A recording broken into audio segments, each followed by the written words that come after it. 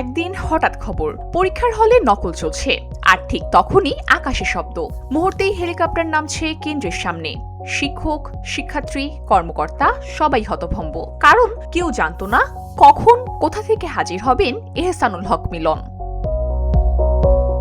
সময়টা তখন 2001। পাবলিক পরীক্ষা মানেই বইয়ের চেয়ে নকলের চাহিদা বেশি। হাতের তালুতে লেখা, অ্যাডমিট কার্ডের পিছনে ফর্মুলা, ডেস্কের নিচে সাজানো স্পেশাল প্যাকেজ। অনেকে তো পরীক্ষার হলকে বানিয়ে ফেলেছিল লিটারেলি বিজনেস সেন্টার। ঠিক তখনই স্যুটটাই পরে দৃশ্যপটে এন্ট্রি এহসানুল হক মিলন।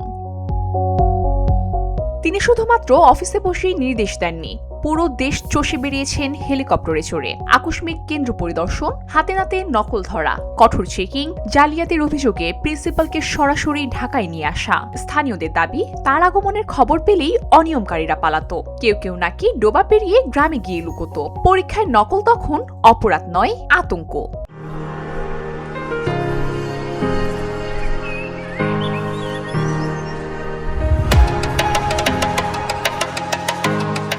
তার সময় পাশের হার নেমে এসেছিল প্রায় 40%। তখনকার শিক্ষার্থীরা আজও বলেন, ওনার সময় পাশ মানে ছিল রিয়েল অ্যাচিভমেন্ট। আরেকটা বড় পরিবর্তন, ডিভিশন সিস্টেম থেকে জিপিএ গ্রেডিং সিস্টেমে রূপান্তরের সূচনা।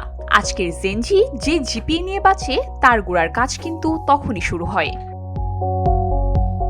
চাঁদপুর 1 আসনে নির্বাচনী বিজয়ের পর আবারও সোশ্যাল মিডিয়ায় ঝড়। কমেন্ট বক্সে কেউ লিখছেন, এবার তো শেষ, জেনজিদের খবর আছে। কিন্তু বাস্তবতা এখনো কিছুই হয়নি, শুধুমাত্র একটি নাম, আর সেই নামের সঙ্গে জড়িয়ে থাকা কঠোর সময় স্মৃতি। তবে আসল প্রশ্নটা হলো, স্ট্রিক্ট সিস্টেম কি খারাপ?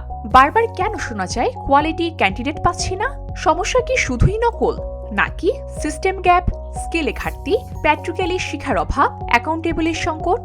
শুধু ভয় দিয়ে কি শিক্ষা বদলায়, নাকি দরকার skill based learning, real practice, technology ভিত্তিক মূল্যায়ন, স্বচ্ছ জবাবদিহিতা?